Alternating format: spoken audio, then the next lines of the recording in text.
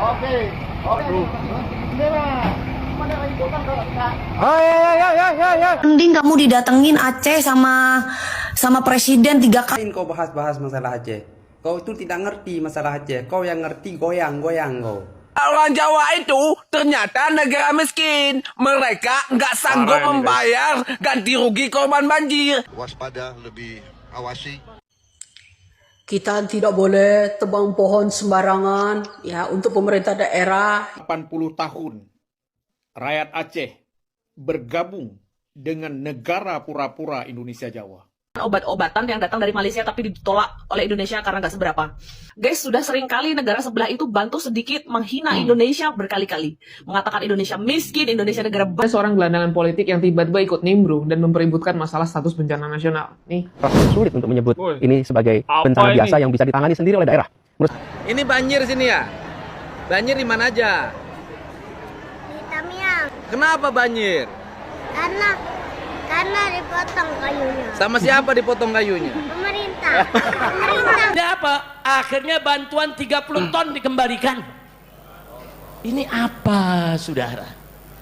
Nggak apa-apa, nggak jadi bencana nasional, nggak apa-apa. Kalau betul-betul pemerintah kita sanggup mampu. Halo guys, berjumpa lagi bersama Ray TV ini guys. Masih seperti biasa ini guys, kita akan bahas video viral dan heboh ini guys. Jadi nggak usah lama-lama guys, kita tonton dulu video pertama guys. Ini dia videonya.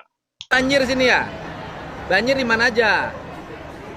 Di Tamiang. Tamiang, terus? Di utara. Terus? Di timur. Di timur, Takengon. Aceh Tengah banjir juga. Kenapa banjir? Karena dipotong kayunya. Sama siapa dipotong kayunya? Pemerintah. Pemerintah suruh. Yang nyuruh potong kayu siapa? Pemerintah. Oh.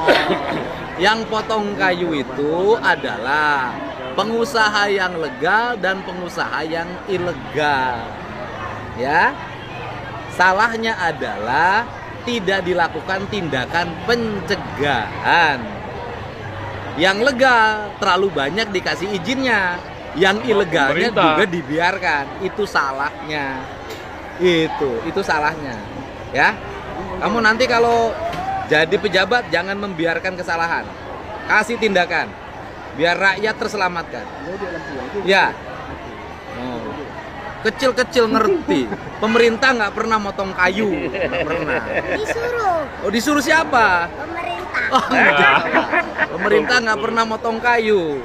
Kalau hutan-hutan digundulin, kamu setuju nggak? Kenapa? Sebab nanti hutannya botak. Wah, hutannya botak. Kalau hutannya botak terus nanti jadi gimana? Banjir selalu kayak di Bali. Oh, banjir selalu kayak di Bali kalau hutannya botak ya? Hutan nggak boleh botak, kepala boleh botak, tapi hutan nggak boleh botak. Betul nggak? Oke, cita-cita udah besar pengen jadi apa? Ustadz hebat. Ustadz tuh kerjanya ngajar apa? Ngaji. Ngaji. Mau pesantren? Mau di mana pesantrennya? Belum tahu. Belum tahu. Jadi mau jadi ustadz. Sekarang udah rajin ngaji. Di mana belajar ngajinya? Di sekolah atau di ngaji? Oh, di sekolah atau di ngaji. Udah punya sajadah. Udah punya sarung.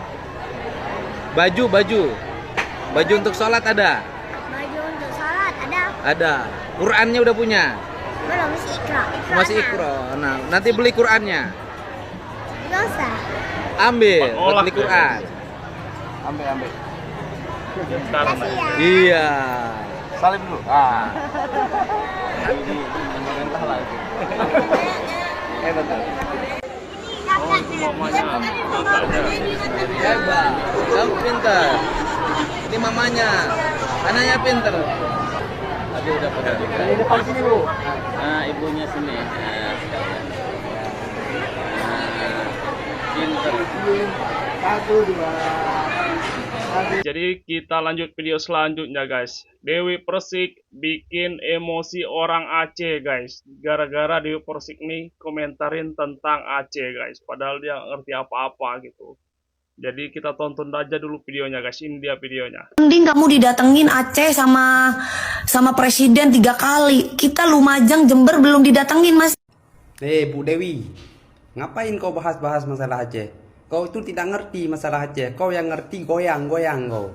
Kau bilang pula presiden sudah 3 kali pergi ke Aceh. 100 kali pun dia pergi ke Aceh tak ada guna. Kalau tidak ada memperhatikan rakyat Aceh. Memang betul dia bilang siap menghadapi, siap mengirimkan bantuan. Tetapi biar kamu tahu ya, sekarang ini sudah 25 hari banjir di Aceh. Masih banyak lagi warga-warga yang kelaparan. Biar kamu tahu. Kamu itu hanya berkoar-koar di TikTok, tak turun ke lapangan. Kau pergi tengok macam mana keadaan di Aceh sekarang ini. Kayu, macam mana berserak kayu di pemukiman warga. Adakah yang membantu membersihkan? Lumpur, adakah yang bantu membersihkan? Jadi jangan kau bilang-bilang sudah 3 kali presiden ke Aceh, dia belum, tempat kalian belum pergi. Nanti ya aku suruh pergi tempat kalian. Kalau enggak, kau ambil saja itu presiden buat kau. Kau pun janda, itu presiden pun duda. Kau nikah saja dengan presiden, tak apa. Kalian sama-sama goyang. Pak presiden pun dulu dia gemoy goyang. Oke guys, nah, kan? Kau pun goyang di panggung, sama-sama goyang. Jadi jangan kau bahas-bahas masalah Aceh. Kau tidak tahu masalah Aceh. Kau hanya tahu goyang. Paham kamu? Jangan bikin masih emosi orang Aceh. Orang Aceh pun tidak butuh kau. Ya, orang Aceh tidak ngefan buat kau. Termasuk aku. Kau bahas-bahas pula masalah Aceh. Kau tak tahu macam mana kondisi di lapangan. Kau keluar-keluar di TikTok.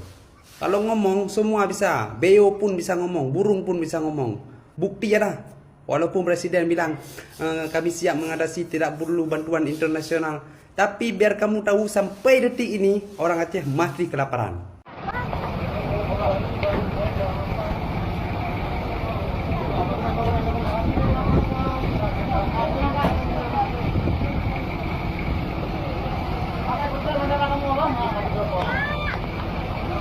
Main pasang bendera kayak gitu ya.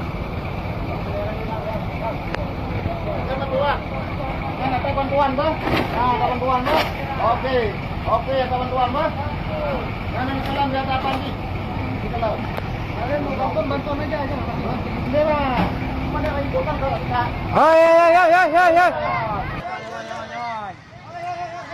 Ribut ini. Hai.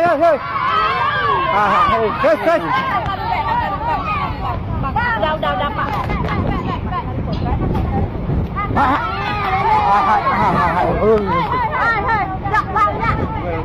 Kalau dibilang cukup bantu.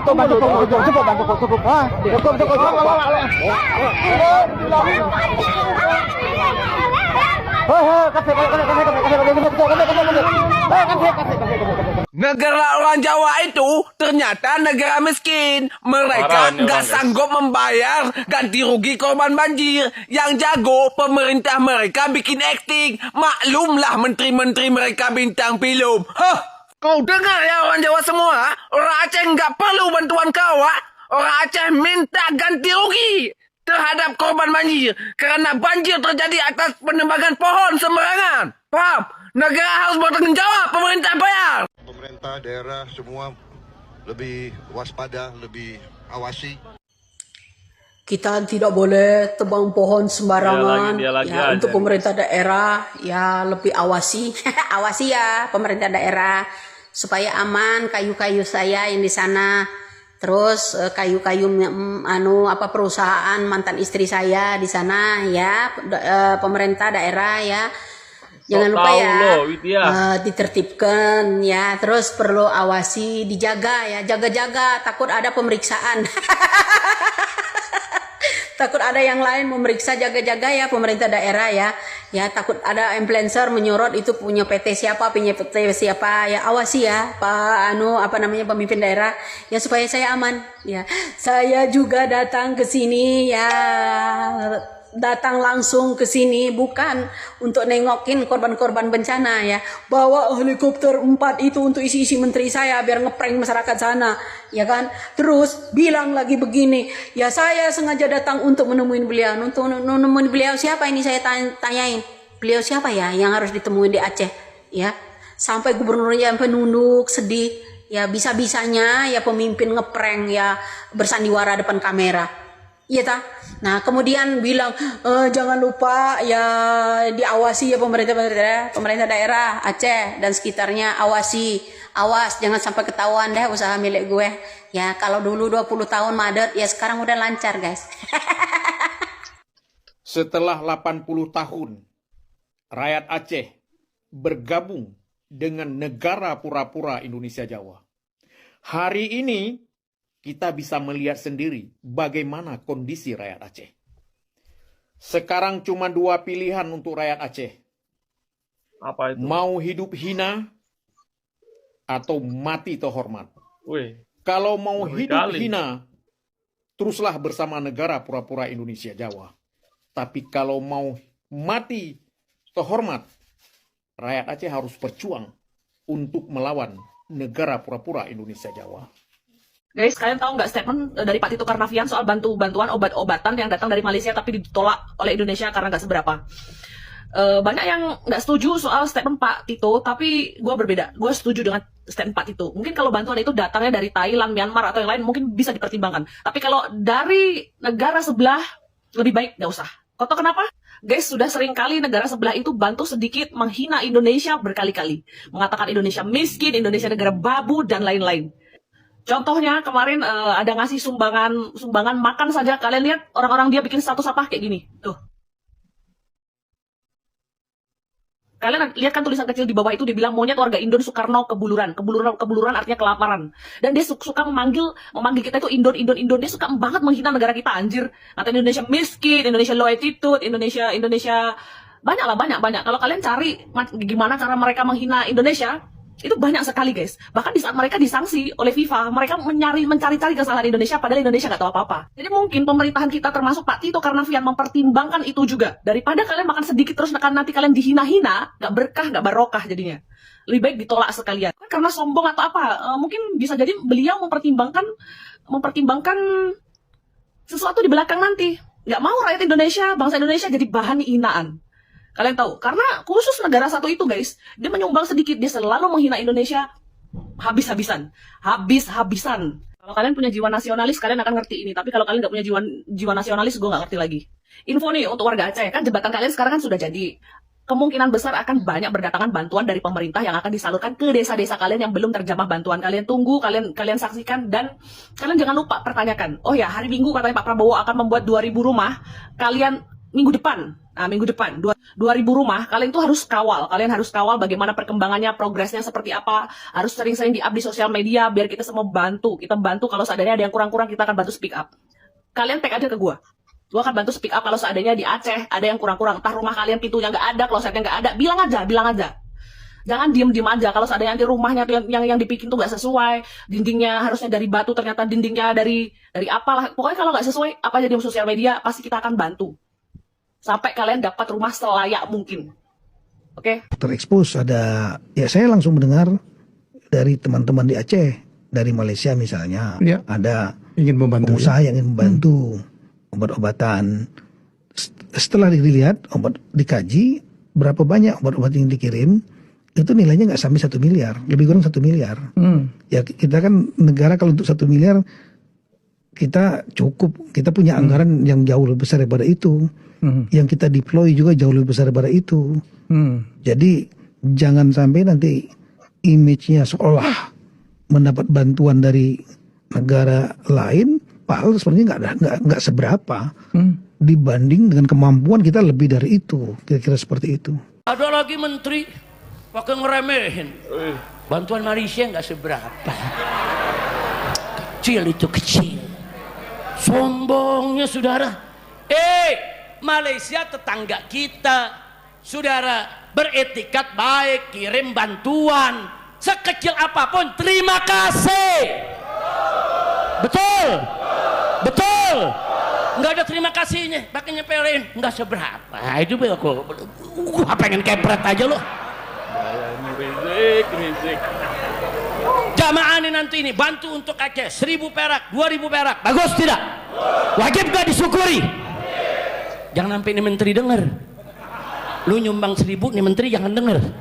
Kalau nih menteri denger, 1.000. Udah, pokoknya Masjid Madinah kirim aja, jangan ngomong, jangan diberitain. Kalau nih menteri denger, gawat. Itu orang Karang Tengah, kecil, kacau tidak? Kacau tidak? Apa orang begini layak jadi menteri? Ada lagi menteri yang lain, saudara, lagi rapat nih. Apa dia ngomong? Kita ini udah siapin apa namanya kapal Hercules. Ya nanti kita berangkat nikmatinnya gitu kapal Hercules, bisa foto-foto sambil tamasya. Apa lu punya kerja? Saudara mau ngebantuan yang dipikirin ikut tamasya pakai Hercules. Yang dipikirin mau foto-foto, saudara. Kesana bantu.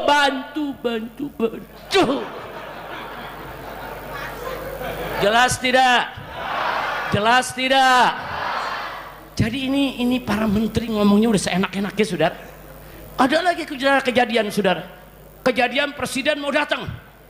Ini udah 2 minggu nggak ada tenda yang gede-gede. Begitu presiden mau datang, langsung dirapihin tenda berdiri semua. Ada lagi yang lebih unik, saudara. Presiden datang untuk yang kedua kali apa 3 kali waktu itu. Lampu semua nyala. Begitu presiden pulang, mati lagi tuh lampu. Kacau tidak? Kacau tidak? Semua dibongkar, mereka semua masuk penjara. Jadi rakusnya mereka, serakahnya mereka, bahkan jahat sudah mereka rakus, sudah mereka serakah, saudara. Banyak rakyat jadi korban. Begitu membantu, saudara, mereka pura-pura jadi korban juga. Kurang ajar, biadab. Orang yang tahu diri, saudara, orang yang tahu diri, saudara, orang yang tahu diri. Oh, saya salah. Ini penyebabnya saya menggundulkan hutan. Dia tahu diri, dia turun, dia bantu, saudara. Bukan malah dia mencoba melarikan diri, mencoba menutup diri, mencoba menutup pintu investigasi, bahkan ngebohong kepada presiden. Tahu kemarin ada bantuan 30 ton, bantuan dari Uni Emirat Arab, saudara. Udah sampai, saudara, ke Medan.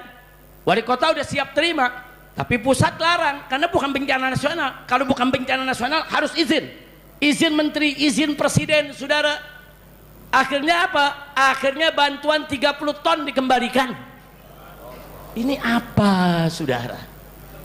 Nggak apa-apa, nggak jadi bencana nasional, nggak apa-apa. Kalau betul-betul pemerintah kita sanggup, mampu, dan benar kerja ke bawah, silakan. Tapi kalau cuma lapor yang enak-enak aja sama presiden, bahkan presiden dibohongin, saudara. Apa cerita aja, Pak, listrik udah nyala, ternyata belum nyala. Nanti lapor lagi, Pak Presiden, semua mayat sudah diurus, sudah dikubur, nggak ada mayat lagi. Presiden percaya, oh kalau gitu udah selesai, tidak usah ada bencana nasional. Sementara masih banyak mayat yang belum ditemukan sampai saat ini, saudara. Yang tertimbun, tadi Habib Hanif cerita di atas mimbar, ada 3 desa. 3 desa tuh berapa orang, saudara, berapa kakak. Jadi sekali lagi, saudara, bencana nasional nggak usah malu. Betul. 1992 terjadi tsunami di Nusa Tenggara Timur, saudara. Begitu terjadi tsunami, Presiden Soeharto mendapatkan berita, langsung diumumkan bencana nasional. Selesai. Hanya dalam sekian minggu selesai. Yang rusak dibangun kembali, jalan dibangun kembali, jembatan dibangun kembali, saudara. Selesai. Enggak ada ribut-ribut. Di tahun 2004, saudara, terjadi tsunami di Aceh, saudara. Hari ini terjadi tsunami, saudara. Malam itu juga diumumkan oleh Presiden SBY sebagai bencana nasional. Besoknya, saudara, bertonton bantuan datang dari semua negara. Selesai rapi. Saya dengan kawan-kawan 1.300 laskar kita bawa dari Jakarta, saudara, berangkat ke Aceh, ikut kerja, bantuan luber dari mana-mana, saudara.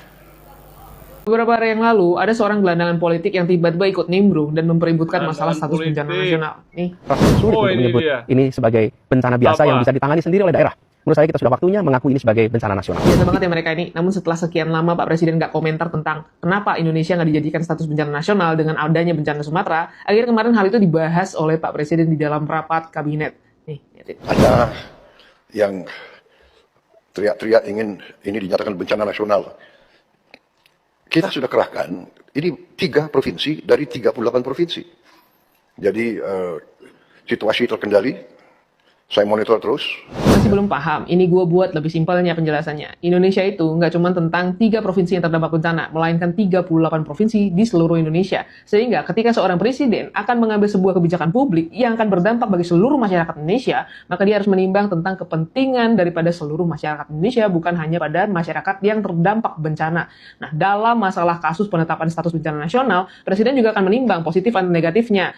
Nah, masalahnya negatifnya ini juga berdampak pada pertahanan negara, keamanan negara, hingga masalah kerawanan fiskal. Contoh-contohnya udah dapat kalian bisa lihat dan cek sendiri di masalah penetapan status bencana nasional ketika COVID-19. Dan kenapa presiden harus concern masalah ini? Karena ini sudah diamanatkan oleh undang-undang di Undang-Undang Nomor 23 Tahun 2014 tentang pemerintahan daerah. Kalau bicara tentang Undang-Undang Nomor 23 Tahun 2014 tentang pemerintahan daerah, sebenarnya undang-undang ini berbicara masalah pembagian tugas antara pemerintah pusat dan pemerintah daerah.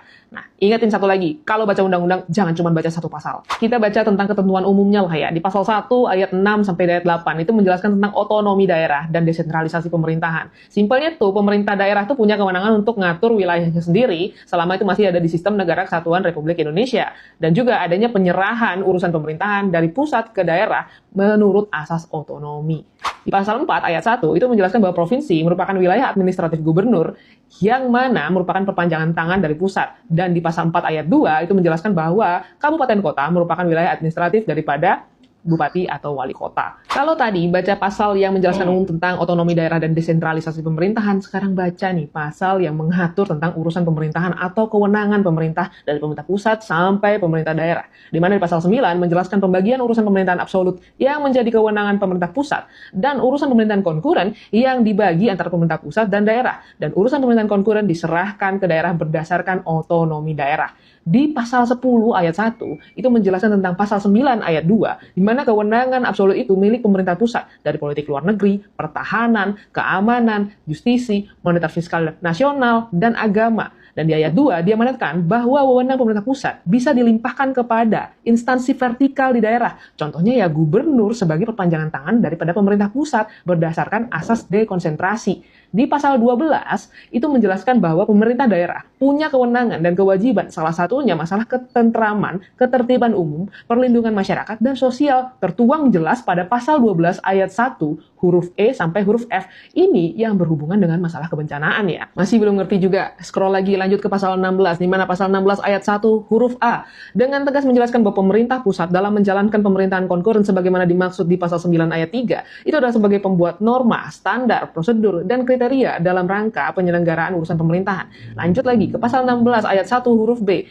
menjelaskan bahwa pemerintah pusat melaksanakan pembinaan dan pengawasan terhadap penyelenggaraan urusan pemerintahan yang jadi kewenangan daerah. Jadi kalau misalnya mau baca, ini pasal 16 benar-benar mengatur nih mekanismenya. Dan di pasal 16 ayat 3, nyata di sana menjelaskan kewenangan BNPB sebagai lembaga non-kementerian yang menjalankan tugas daripada pemerintah pusat.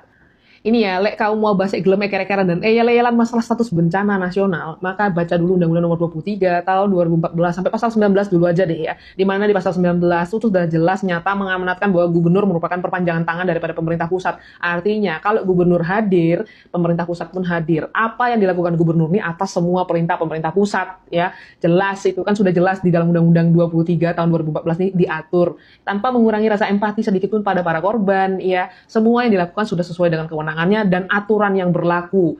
Nah, kalau misalnya bicara lagi masalah kehadiran pemerintah pusat, Pak Presiden juga menyampaikan sudah sampai 50.000 tentara diturunkan ke daerah terdampak bencana, sudah setara dengan 50 batalion, yang mana kemarin banyak banget yang nyinyirin. Itu TNI masuk balik ke barak aja. Sekarang kok nyap-nyap, sudah sampai 50.000, belum lagi polisi yang membantu, dan Basarnas, BNPB, bisa nyap-nyap, Ada lagi nih yang ngebandingin masalah tsunami yang terjadi di Aceh 2004 yang lalu dengan bencana yang terjadi di Sumatera saat ini. Pada saat itu Presiden langsung turun ke tempat bencana. Pada saat itu Presiden langsung berkantor di tempat bencana. Pada saat itu Presiden langsung menetapkan status bencana nasional. Iya beda kasusnya. Pada saat itu undang-undangnya belum ada. Saat ini udah ada. Undang-Undang Nomor 23 Tahun 2014 dan Undang-Undang Nomor 24 Tahun 2007 yang mengatur tentang pemerintahan daerah dan juga penanggulangan bencana. Belum lagi kita bicara masalah undang-undang turunannya. Nah kalau ada yang ngomong lagi, ini masalah nyawa orang, masalah kemanusiaan, kok masih ngomongin undang-undang? Ya justru dengan memahami undang-undang, kamu akan bisa tepat mengkritik, memberikan kritik kepada orang yang sebenarnya punya kewenangan yang nggak dijalankan. Bukannya jadinya penyulut provokasi yang nggak penting di saat masalah harusnya pemerintah fokus untuk menangani bencana. Dan ada satu fitnah dan provokasi yang konyol yang muncul akibat adanya perdebatan masalah status bencana nasional oleh para wabah, di mana mereka ngomong, ini pemerintah pusat kalau nggak berani untuk menetapkan masalah status bencana nasional, maka mereka ini sebenarnya pada ketakutan, terutama presiden nih, ketakutan adanya audit penggunaan daripada lahan-lahan usahanya yang menggunakan hutan. Boleh dong, jangan bodok ya. Ini kan kalau mau baca, Perpres nomor 5 tahun 2025, Presiden justru malah membentuk Satgas PKH, yang istilahnya tukang auditnya hutan-hutan biar nggak disalahgunakan. Bahkan nih, kemarin Satgas PKH udah ngelirik 31 perusahaan yang mungkin punya andil di dalam masalah bencana Sumatera ini dan siap dipidanakan. Belum lagi nih, kalau misalnya mau ngomong, Presiden nggak concern sama masalah hutan. Nih ya, bahwa si Menhut aja udah mencabut 22 perizinan berusaha pemanfaatan hutan buntut daripada bencana ini atas perintah presiden loh. Jadi jangan fitnah, jangan provokasi karena benar-benar nggak diperlukan. Dan ngerti kan sekarang kenapa baca undang-undang itu penting? Ya harus ngerti lah. Kalau nggak ngerti ya udah paham kan artinya? Boh.